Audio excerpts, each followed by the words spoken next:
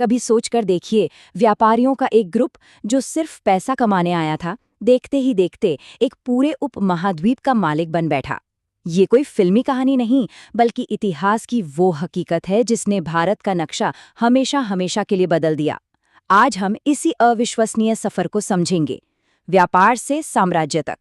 ये सवाल ही अपने आप में कितना बड़ा है ना, कि आखिर कैसे एक प्राइवेट कंपनी जिसका काम सिर्फ सामान खरीदना और बेचना था, दुनिया के सबसे अमीर और बड़े भूभागों में से एक पर राज करने लगी। चलिए इस गुत्थी को परत दर परत सुलझाते हैं। तो शुरुआत से शुरू करते हैं। इस कहानी को समझने के लिए सबसे पहले ये जानना होगा कि ये कंपनी असल में थी क्या और ये भारत आई क्यों थी। देखिए, ये समझना बहुत ज़रूरी है कि ईस्ट इंडिया कंपनी कोई सरकार या सेना बनकर भारत नहीं आई थी।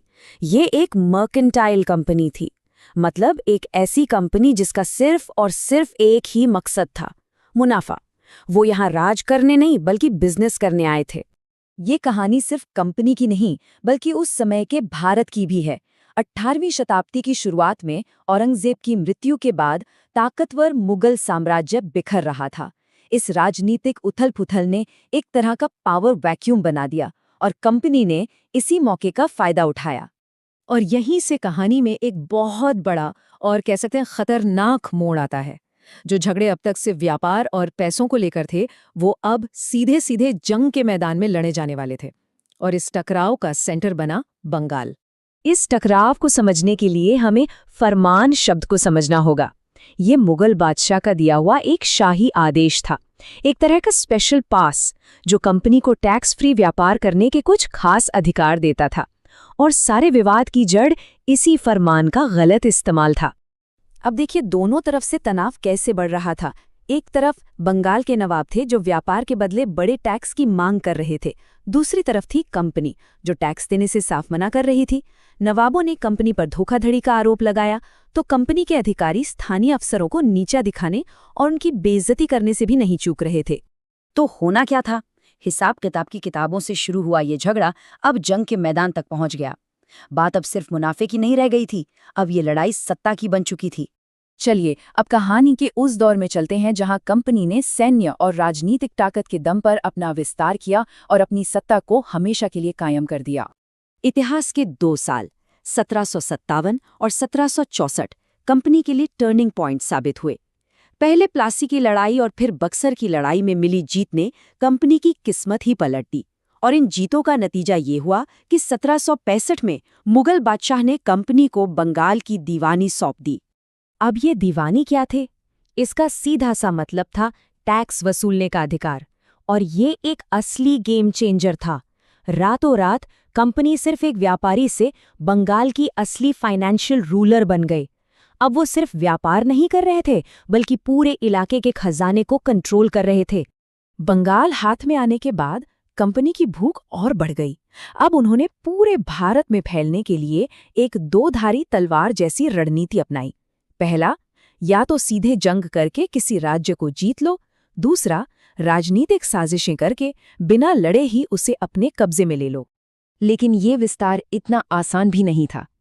कंपनी का सामना भारत की कई बड़ी ताकतों से हुआ, जैसे मैसूर के टीपू सुल्तान, ताकतवर मराठा साम्राज्य, पंजाब में सिख एम्पायर और कित्तूर में रानी चन्नम्मा जैसे कई शासक जिन्होंने जबरदस्त टक्कर दी। अपने इस विस्तार को सही ठहराने के लिए कंपनी एक पॉलिसी लेकर आई जिसे कहते हैं पैरामाउंसी या सर्वोच्चता की नीति। इसका मतलब था कि कंपनी की सत्ता सबसे ऊपर है, सुप्रीम है, और वो अपने हितों की रक्षा के लिए किसी भी भारतीय राज्य पर कब्जा कर सकती है या उसकी धमकी दे सकती है। और इसके बाद आई इनकी एक और कुख्यात पॉलिसी, डॉक्ट्रिन ऑफ लैप्स। ये सीधी साधी हड़प नीति थी। नियम ये था कि अगर किसी भारतीय राजा की मौत बिना किसी पुरुष वारिस के हो जाती है तो उसका राज्य अपने आप कंपनी के कब्जे में चला जाएगा। झांसी की रानी लक्ष्मीबाई का संघर्ष इसी नीति का नतीजा था। तो अब जब कंपनी ने इतना बड़ा इलाका जीत लिया था, तो सवाल ये था कि इस पर शासन कैसे किया जाए। अब कहानी जीत से आगे बढ़कर प्रशासन की तरफ बढ़ती है। अब कंपनी को एक सरकार की तरह काम करना था, तो उन्होंने अपना पूरा प्रशासनिक ढांचा खड़ा किया, नई अदालतें बनाई, सिविल सर्विसेज और पुलिस का सिस्टम बनाया और एक प्रोफेशनल कंपनी आर्मी तैयार की। असल में वो भारत के अंदर ही अपना एक नया राज बना रहे थे। उनका जो जस्टिस सिस्टम था वो 2 हिस्सों में बटा था। दीवानी अदालतें थीं जो पैसे जमीन से जुड़े मामले देखती थीं, और फौजदारी अदालतें थीं जो क्रिमिनल केस को संभालती थीं। कंपनी की सबसे बड़ी ताकत थी उसकी सेना, और दिलचस्प बात यह थी कि इसमें ज्यादातर सैनिक भारतीय ही थे, जिन्हें सिपाही कहा जाता था। लेकिन उनकी कमान हमेशा ब्रिटिश अफसरों के हाथ में होती थी। यही सेना जीतने और कब्जा बनाए रखने दोनों के लिए जरूरी थी। और अब आते हैं आखिरी हिस्से पर। इस पूरी कहानी की विरासत क्या है? कंपनी के शासन का आज के भारत पर क्या असर दिखाई देता है? हैरानी की बात यह है कि कंपनी राज की कई निशानियां आज भी हमारे सिस्टम में मौजूद हैं। आज के भारत की सिविल सर्विसेज, पुलिस का ढांचा और यहाँ तक कि हमारी न्याय प्रणाली के कुछ हिस्से, इन सब की जड़ें कहीं न कहीं कंपनी के बनाए हुए उसी सिस्टम में हैं। तो ये थी कहानी, एक छोटी सी ट्रेडिंग पोस्ट से शुरू होकर एक विशाल साम्राज्य की नींव रखने तक के सफर की।